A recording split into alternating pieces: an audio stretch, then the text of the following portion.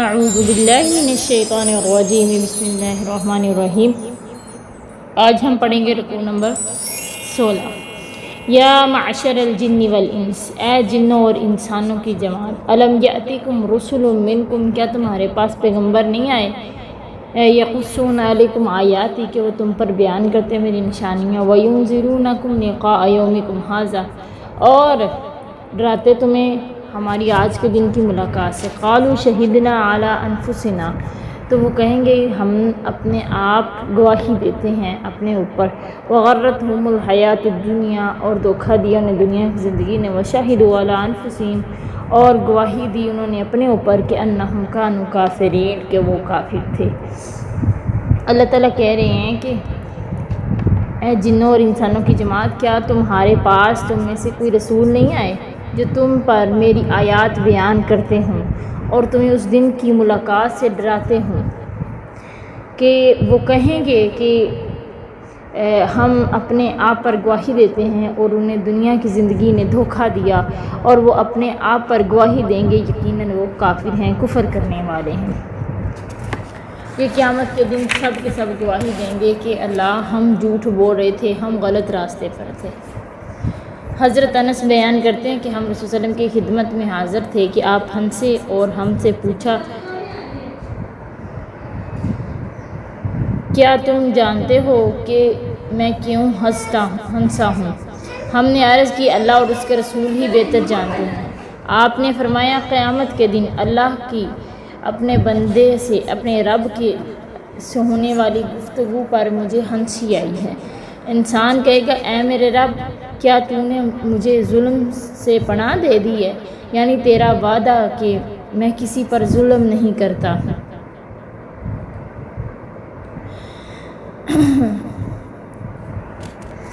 تو انسان کہے گا اے میرے رب، کیا تو نے مجھے ظلم سے پناہ نہیں دی، یعنی تیرا وعدہ ہے کہ میں کسی پر ظلم نہیں کروں گا۔ اللہ تعالیٰ فرمائے گا ہاں کیوں نہیں، بالکل ایسے ہی ہے۔ انسان کہے گا میں اپنے خلاف کسی کی گواہی جائز نہیں سمجھتا سوائے اپنی ذات کی گواہی کے۔ اللہ تعالیٰ فرمائیں گے اچھا آج تیری ذات کی گواہی ہی تیرے لیے کافی ہے، کرامن کاتبین کی گواہی اس پر زائد ہوگی۔ چنانچہ انسان کے منہ پر مہر لگا دی جائے گی اور اس کے اعضاء کو حکم دیا جائے گا کہ بولو، چنانچہ وہ انسان کے اعمال کی گواہی دیں گے کہ وہ اپنے اعضاء سے مخاطب ہو کر کہے گا کہ دوری ہلاکت ہو تمہارے لیے، میں تو تمہاری خاطر ہی جھگڑا کر رہا تھا۔ اللہ اکبر کبیرہ۔ اللہ تعالیٰ ہمیں عمل کی توفیق عطا فرمائے۔ اللہ نے جو اعضاء دیے ہیں، ہاتھوں کو صحیح جگہ پہ استعمال کرنے کی توفیق دے، پاؤں کو صحیح جگہ پہ استعمال کرنے کی، آنکھوں کو صحیح چیز دیکھنے کی توفیق دے، اور دل میں صحیح سمجھنے کی صلاحیت عطا کرے۔ ذالک علم یکن ربک مہلک القری بظلم، یہ اس لیے کہ بے شک تیرا رب کبھی بستیوں کو ہلاک کرنے والا نہیں ہے اس کے ظلم کے سبب، وَأَهْلُهَا غَافِلُونَ، کہ جب کہ اللہ تعالیٰ ظلم کے ساتھ کسی کو نہیں ہلاک کرتا، کہ جب وہ بے خبر ہوں تو اللہ انہیں ہلاک کر دے۔ یعنی ہم نے رسولوں کو مبعوث فرما کر، کتابوں کو نازل کر کے جنوں اور انسانوں پر حجت تمام کر دی، تاکہ کسی ایسے شخص سے اس کے ظلم کی وجہ سے باز پرست نہ ہو جائے جس تک دعوت ہی نہ پہنچی ہو۔ اس لیے ہم نے تمام امتوں کے عذر کو ختم کر دیا، اور جس امت کو بھی ہم نے عذاب دیا ہے اس کی طرف رسولوں کو بھیجنے اور حجت تمام کرنے کے بعد ہی عذاب دیا ہے۔ آگے اللہ کہہ رہے وَلِكُلٍّ دَرَجَاتٌ مِّمَّا عَمِلُوا، ہر ایک کے لیے درجات ہے جو وہ عمل کرتے ہیں۔ وَمَا رَبُّكَ بِغَافِلٍ عَمَّا يَعْمَلُونَ، تیرا رب بے خبر نہیں جو وہ عمل کر رہے ہیں۔ یعنی ہر شخص جو اللہ تعالیٰ کی اطاعت یا معصیت کے مطابق عمل کرتا ہے نا، اس کے عمل کے مطابق اس کے درجات ہیں، جن تک اللہ تعالیٰ اسے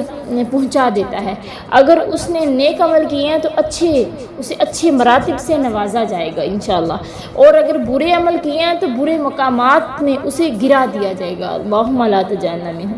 اللہ تعالیٰ ہمیں برے عمل کرنے والوں سے بچائے کہ ہمیں اگر انسان ہونے کے ناطے کوئی غلطیاں سرزد ہوتی ہیں ہم سے تو اللہ ہمیں معاف کرتے، صراط مستقیم پہ چلائے۔ وَرَبُّكَ الْغَنِيُّ ذُو الرَّحْمَةِ، تیرا رب بڑا ہی بے پرواہ ہے اور بڑا ہی کمال کی رحمت والا، ان یشاء یذہبکم، اگر وہ چاہے تمہیں لے جائے، ویستخلف من بعدکم، اور تمہارے بعد جانشین بنا دے، ما یشاء، جسے چاہے، انشأکم من ذریۃ قوم آخرین، جس طرح اس نے تمہیں کچھ اور لوگوں کی اولاد سے پیدا کیا ہے۔ اللہ تعالیٰ اپنے مخلوق سے بے نیاز ہے، نہ ان کی عبادت کا محتاج ہے، نہ ان کے ایمان سے نفع پہنچاتا ہے، لیکن اس کمال بے نیازی کے باوجود وہ اپنے بندوں پر رحم کرنے والا ہے۔ اس کی بے نیازی اور ان پر رحم کرنے سے مانع نہیں ہے، اگر وہ چاہے تو اپنے نافرمان بندوں کو یکسر ہلاک کر دے اور ایک ایسی قوم کو لے آئے جو مطیع و فرمانبردار ہو، جیسا کہ وہ گزشتہ زمانوں میں قوموں کو ہلاک کر کے دوسری قوموں کو لاتا رہا ہے۔ ربک الغنی ذو رحمہ، اس کی تفسیر میں حضرت ابو ذر بیان کرتے ہیں کہ رسول اللہ صلی اللہ علیہ وسلم نے فرمایا، اللہ تعالیٰ فرماتا ہے کہ اگر تمہارے اگلے پچھلے تمہارے آدمی اور جن، جتنے بھی تمام آدمی اور جن ہیں، جن و انس، سب ایسے ہو جائیں کہ جیسے تم میں بڑا پرہیزگار شخص ہو، تو اس سے میری سلطنت میں کچھ اضافہ نہیں ہوگا، اللہ کہتے ہیں۔ اور اگر تمہارے اگلے پچھلے تمام جن و انس سارے کے سارے ہی بدکار، سب سے بڑا بدکار شخص جیسے ہوتا ہے نا، اس جیسے بدکار بن جائے نا، تو میری سلطنت میں کچھ بھی کمی نہیں آئے گی۔ حضرت ابی ہریرہ کہتے ہیں کہ رسول اللہ صلی اللہ علیہ وسلم نے فرمایا، اللہ تعالیٰ نے 100 رحمتیں پیدا کی ہیں،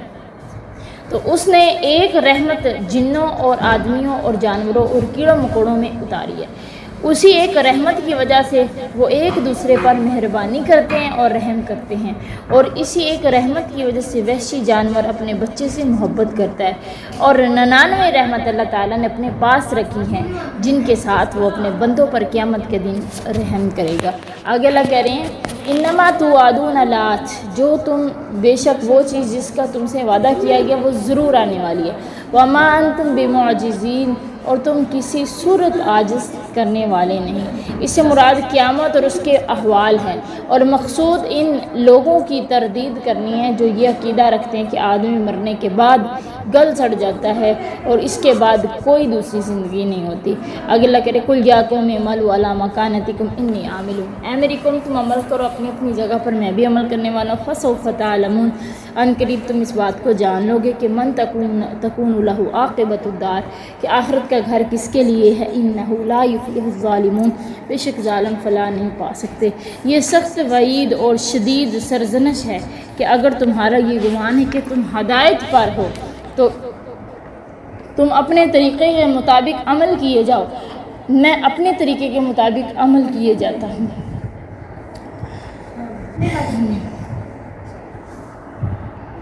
حضرت ابو طلحہ بیان کرتے ہیں کہ نبی صلی اللہ علیہ وسلم نے بدر کے دن قریش کے 24 سرداروں کی لاشوں کو بدر کے کنویں میں سے ایک گندے اور ناپاک کنویں میں پھینکنے کا حکم دیا۔ پھر آپ اس کنویں کی منڈیر پر کھڑے ہوئے اور انہیں کفار قریش کو ان کے نام اور ان کے باپوں کے ناموں سے پکارنے لگے، اے فلاں کے بیٹے، اے فلاں، اے فلاں کے بیٹے فلاں، کیا اب تمہیں یہ اچھا معلوم ہوتا ہے کہ تم اللہ اور اس کے رسول کی اطاعت کر لیتے؟ بس بے شک ہم سے تو ہمارے رب نے جو وعدہ کیا تھا ہم نے اسے سچا پایا، کیا تم نے بھی جو تمہارے رب نے تم سے وعدہ کیا تھا وہ تم نے سچا پایا ہے؟ آگے اللہ کہہ رہے وَجَعَلُوا لِلَّهِ مِمَّا وَرَا مِنَ الْحَرْثِ وَأَنْعَامٍ، اور انہوں نے اللہ تعالیٰ کے لیے ان چیزوں میں سے جو اس نے کھیتی کی اور چپاؤں میں سے پیدا کی، اس میں سے کیا کرتے ہیں، نصیباً ایک حصہ مقرر کرتے۔ قالوا ھذا للہ بزعمہم، وہ کہتے ہیں، وہ یہ دعویٰ کرتے ہیں کہ ان کا یہ خیال ہے کہ یہ اللہ تعالیٰ کے لیے، ان کے دعوے کے مطابق، وھذا لشرکائنا، یہ اللہ کے لیے اور یہ ہمارے شریکوں کے لیے، فما کان لشرکائہم فلا یصل الی اللہ، تو یہ ان کے خیال کے مطابق ان کے شرکاء کے لیے ہے، تو فما کان لشرکائہم نہیں ہے جائز ان کے شریکوں کے لیے کہ فلا یصل الی اللہ، کہ وہ اللہ تعالیٰ کی طرف پہنچیں، وما کان للہ فہو یصل الی شرکائہم، تو جو اللہ تعالیٰ کے لیے سو وہ ان کے شریکوں کی طرف پہنچ جاتا ہے، تو یعنی وہ یہ سمجھتے ہیں ساء ما یحکمون، کتنی برا فیصلہ کر رہے ہیں نا جو یہ باتیں کرے۔ قیامت اور جزا و سزا کے متعلق ان کے خیالات کی تردید کے بعد یہاں سے ان کے دوسرے اعتقادی اور عملی حماقتوں اور جہالتوں کا بیان ہو رہا ہے کہ جو مدت سے چلی آ رہی تھی۔ حضرت عبداللہ بن عباس فرماتے ہیں کہ جب تم عربوں کی جہالت معلوم کرنا چاہو تو سورۃ انعام کی آیت نمبر 130 سے مطالعہ کرنا شروع کر دو۔ یہ مشرکین کی پہلی گمراہی اور جہالت کا بیان ہے کہ وہ اپنی کھیتی اور جانوروں کی نسل میں سے جو نیاز اور خیرات نکالتے تھے نا، اس کے دو حصے کر لیتے، ایک حصہ اللہ کے لیے، دوسرا حصہ بتوں اور کاہنوں کے لیے۔ حالات اور قدرتی آفات کے باعث اگر بتوں اور کاہنوں کا حصہ کم پڑ جاتا تو اللہ تعالیٰ کے حصے میں سے لے کر اس میں ڈال دیتے اور کہتے کہ اللہ تعالیٰ تو غنی ہے، تو اس کو زیادہ مال کی کیا ضرورت ہے، اور اگر اللہ تعالیٰ کا حصہ کم پڑ جاتا تو اس میں بتوں کے حصے میں سے کچھ نہ ڈالتے۔ اسی طرح کہ جیسے آج کل بعض مسلمان اللہ تعالیٰ کا فرض زکوٰۃ اور عشر نہیں نکالتے، مگر اپنے فوت شدہ داتاؤں اور غریب نوازوں کی نیازوں میں کبھی ناغہ نہیں آنے دیتے۔ عقیدہ یہ رکھتے ہیں کہ اگر اس میں کمی ہوگی تو جانوروں کے تھنوں میں دودھ کی بجائے خون آنے لگے گا۔ نام اس کا اصال ثواب رکھتے ہیں، مگر اصال ثواب تو اللہ تعالیٰ کے نام پر صدقہ کرنے میں ہوتا ہے، نہ کہ ان کی قبروں پر چڑھا کر ہوتا ہے۔ اگر اللہ تعالیٰ ہی کو خوش کرنا ہو تو پہلے عشر اور زکوٰۃ نکالیں۔ حضرت ابی ہریرہ کہتے ہیں کہ رسول اللہ صلی اللہ علیہ وسلم نے فرمایا کہ اللہ تبارک و تعالیٰ فرماتا ہے میں تمام مشرکوں سے زیادہ بے نیاز ہوں کہ جس شخص نے ایسا عمل کیا جس نے میرے ساتھ میرے غیر کو بھی شریک کر لیا تو میں اسے چھوڑ دیتا ہوں اور اس کے شرک کو چھوڑ دیتا ہوں۔ وَكَذَلِكَ زَيَّنَّا، اور اسی طرح ہم نے مزین کر دیا لِكَثِيرٍ مِّنَ الْمُشْرِكِينَ، بہت سارے مشرکوں کے لیے قتل اولادہم، ان کی اولادوں کو قتل کرنا اور ان کے شریکوں کا لِيُرْدُوهُمْ، تاکہ ان کو خوش کر سکیں، وَلِيَلْبِسُوا عَلَيْهِمْ دِينَهُمْ، تاکہ وہ انہیں ہلاک کر دیں اور تاکہ وہ ان پر ان کا دین خلق ملت کر دیں۔ وَلَوْ شَاءَ اللَّهُ مَا فَعَلُوا، اگر اللہ چاہتا تو وہ نہ کرتے اس طرح۔ فَذَرْهُمْ، چھوڑ دیں مَا يَفْتَرُونَ، جو وہ جھوٹ باندھ رہے ہیں۔ یہ ان کی اب دوسری جہالت اور گمراہی کا تذکرہ ہے کہ اللہ تعالیٰ فرماتا ہے کہ شیطانوں نے جس طرح ان کے لیے اس بات کو اچھا کر کے دکھایا تھا کہ اللہ تعالیٰ ہی کی پیدا کردہ چیزوں، کھیتیوں اور چھپاؤں میں اللہ تعالیٰ کا بھی ایک حصہ مقرر ہے، اپنے بتوں کا بھی، اسی طرح شیطان نے اس بات کو بھی ان کے لیے مزین کر دکھایا کہ بھوک کے خوف سے اولاد کو قتل کرے اور آر کے خوف سے بچیوں کو زندہ درگور کر دیں۔ اس طرح شیطانوں نے مشرکین کو شرک اور قتل اولاد کا مرتکب بنا کر ہلاکت کی طرف دھکیل دیا۔ باطل افکار اور نظریات کی ترویج کر کے انہیں اس دین حق سے برگزشتہ بنا دیا کہ جس پر ان کی پیش رد بزرگ اسماعیل قائم تھے۔ اس کے بعد اللہ تعالیٰ نے فرمایا کہ اگر اللہ تعالیٰ چاہتا تو وہ لوگ ایسا نہ کرتے، یعنی انہوں نے ایسا اللہ تعالیٰ کی مشیت کے مطابق کیا، اس لیے آپ ان کی ہلاکت و بربادی پر غم نہ کریں، انہیں ان کی ہلاکت پر چھوڑ دیں، انہیں ان کی حال پہ چھوڑ دیں۔ شرکاؤہم سے مراد یا تو شیاطین ہیں جن کے پیچھے لگ کر وہ اپنی اولاد کو زندہ درگور کر دیتے تھے، یا اس سے مراد بت خانوں کے خادم پجاری ہیں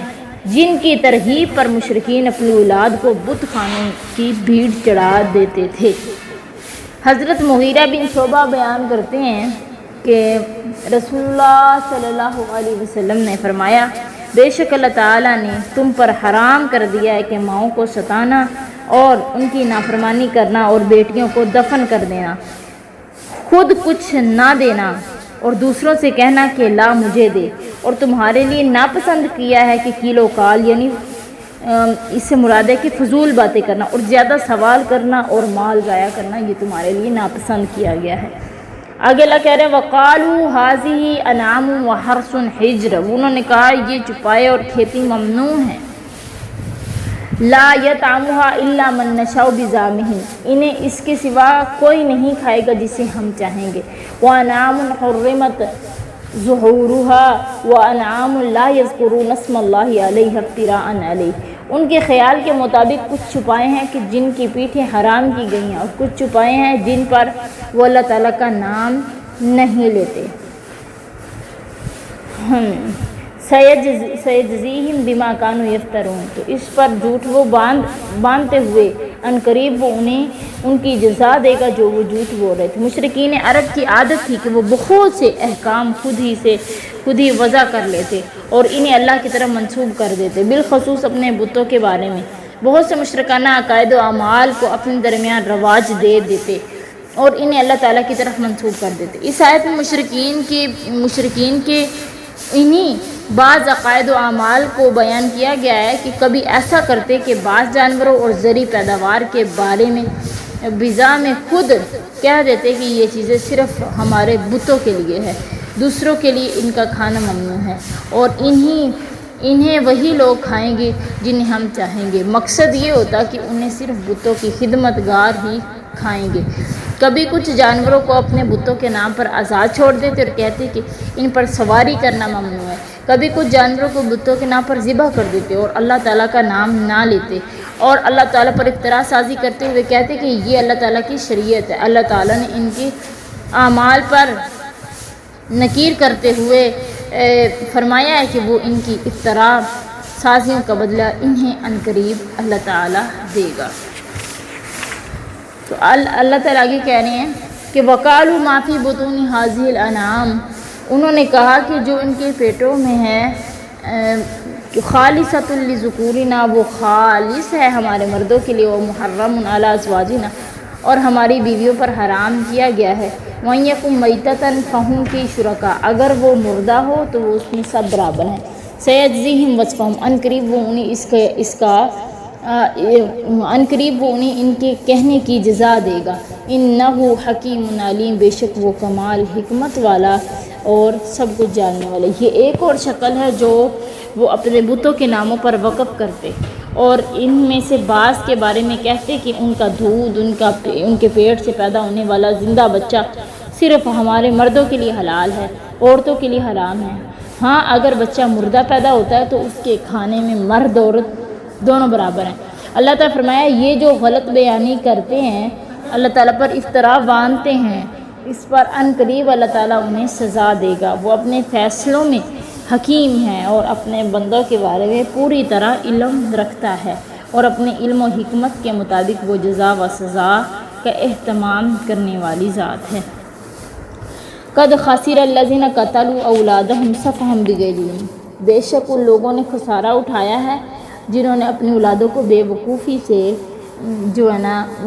بغیر علم کے انہیں کیا کر دیا، قتل کر ڈالا۔ وحرموا ما رزقهم اللہ افتراء علی اللہ، اور اللہ تعالیٰ نے انہیں جو کچھ دیا تھا اسے اللہ تعالیٰ پر جھوٹ